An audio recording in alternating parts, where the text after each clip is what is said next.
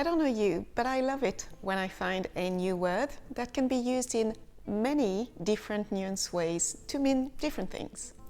A language can be a very playful thing. And in the French language, there are quite a few of those gems. And you definitely shouldn't fear them. In fact, you only have to learn one word, one spelling, one conjugation, to be able to say a multitude of things. Today, we are talking about the French word tenir, to hold. And we are going to be speaking in French, of course. Are you ready? So welcome here, leave your day behind, and let's go. Let's learn some French.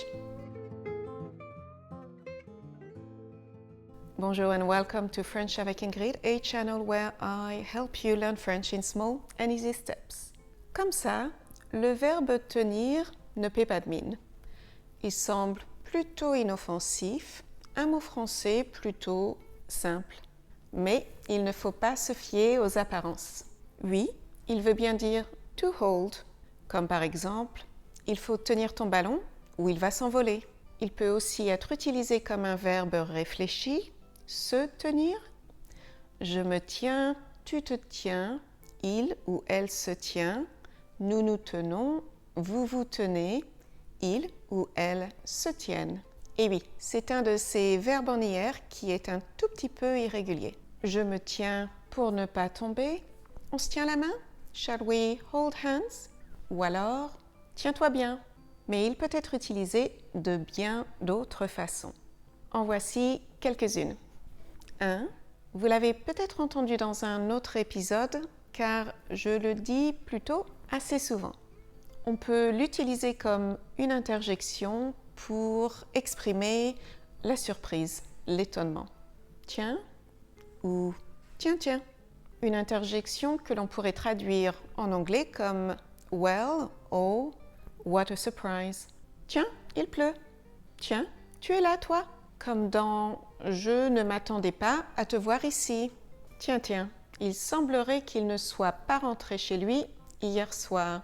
Well, it looks like he didn't come home last night. Et dans ce cas, tiens est une interjection, donc on l'utilisera toujours à la deuxième personne du singulier de l'impératif. 2.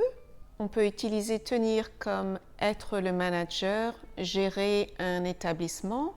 Oui, tu le connais, il tient le restaurant dans la rue piétonne. 3. Tenir comme dans l'expression tenir sa parole. To keep a promise. Si je te dis que je vais t'aider, tu peux compter sur moi. Je tiens toujours ma parole. 4. Tenir, comme dans l'expression bien se tenir. To behave. C'est son premier jour dans cette nouvelle école. Il a plutôt intérêt à bien se tenir. 5. Tenir, comme dans durer. Tenir longtemps ou bien tenir. Ce vernis à ongles tient très bien. Je l'ai appliqué il y a une semaine et il n'a pas bougé. Ou j'ai tenu 5 jours sans boire du café ou manger du chocolat. Though neither of these facts are actually factual. 6. Tenir à quelqu'un, ce qui veut dire vraiment aimer ou vraiment apprécier quelqu'un. Je tiens vraiment à mes amis, ils sont toujours là pour moi. Et de la même façon, on peut tenir à quelque chose. To hold something dear. Je tiens beaucoup à cette bague. C'est la bague de mariage de mon papa. 7. On peut aussi tenir de quelqu'un, c'est-à-dire ressembler à quelqu'un. Il est très intelligent. Il tient bien de ses parents. 8. Un événement peut se tenir quelque part, c'est-à-dire se dérouler quelque part. To take place somewhere. Le mariage se tiendra à la mairie de leur ville. 9. On peut tenir des propos dérangeants, c'est-à-dire dire des choses offensives ou même peut-être choquantes. To use disturbing language. Il a tenu des propos tellement dérangeants qu'on lui a demandé de quitter la salle. He was asked to leave the room because of his disturbing remarks, because of the disturbing things he said. 10. Ou on peut aussi dire « Je tiens à vous dire » It's important for me to tell you. Je tiens à vous dire que vous parlez très bien français. 11. Ne pas tenir debout, c'est-à-dire être invraisemblable. Son histoire ne tient pas debout. What he's telling us doesn't make sense, it's not really believable. Et d'ailleurs, on pourrait aussi dire ne pas tenir la route. Son histoire ne tient pas la route. 12. Ne pas tenir à quelque chose, ce qui veut dire ne pas trop aimer quelque chose, to not really be fond of something. L'artichaut, je n'y tiens pas. I don't really like artichoke. 13. L'expression ça ne tient qu'à moi ou ça ne tient qu'à toi, ça ne tient qu'à nous, ça ne tient qu'à vous, ça ne tient qu'à eux. Si tu veux sortir ce soir, ça ne tient qu'à toi. If you want to go out tonight, that's up to you. 14. Savoir à quoi s'en tenir, to know what to expect. Il faut que tu me dises si tu viens ou pas, pour que je sache à quoi m'en tenir. You have to tell me if you're coming or not, so I know what to expect. 15. Tenir quelqu'un à l'œil, ça veut dire surveiller quelqu'un. Toi, je te tiens à l'œil.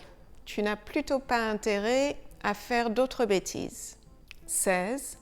Tenir au corps, ce qui veut dire bien remplir l'estomac. Le coq au vin est un plat qui tient bien au corps. 17. Tenir bon, ce qui veut dire résister, to keep going. Allez, tiens bon, tu vas finir par y arriver. 18. On dit aussi tenir le bon bout. Et ça veut dire to be on the right track. Tu tiens le bon bout. Je pense que tu vas réussir à résoudre cette énigme. Et enfin, il y a des expressions un peu familières que l'on utilisera dans un cadre plus décontracté. 19. On peut aussi tenir la jambe à quelqu'un. Ça veut dire parler à quelqu'un pendant des heures, pendant trop longtemps. Il m'a tenu la jambe pendant des heures. Je n'arrivais plus à m'en débarrasser. He was speaking to me for hours. I just couldn't get rid of him. 20. En tenir une couche, ça veut dire ne pas être très intelligent, être un peu stupide. Donc quand quelqu'un vous fait rire parce qu'il a fait quelque chose de plutôt stupide, tu en tiens une couche, toi. Et c'est plutôt très familier. Ne le dites à une personne que si vous la connaissez bien et qu'elle comprend votre humour. Donc, vous n'avez pas besoin d'apprendre toutes ces expressions par cœur. Mais pourquoi ne pas en choisir 2 ou 3 qui vous amusent le plus ou que vous pensez pouvoir utiliser le plus souvent? Quelle est la personne à laquelle vous tenez le plus? Laquelle de ces expressions familières est la plus amusante pour vous? Choisissez-en quelques-unes et essayez de les réutiliser dans un contexte qui vous est familier. Et dites-moi en commentaire laquelle de ces expressions vous a fait sourire. Voilà, j'espère que vous avez aimé cette leçon, j'espère que vous avez appris beaucoup de nouveaux vocabulaires et de nouvelles expressions. Si vous souhaitez regarder un autre épisode, je vous conseille l'épisode où je vous parle du mot « juste » ou pour un épisode avec un peu plus de conversation, pourquoi ne pas essayer cet épisode? J'ai hâte de lire vos commentaires. En attendant, je vous dis au revoir et à bientôt dans un autre épisode.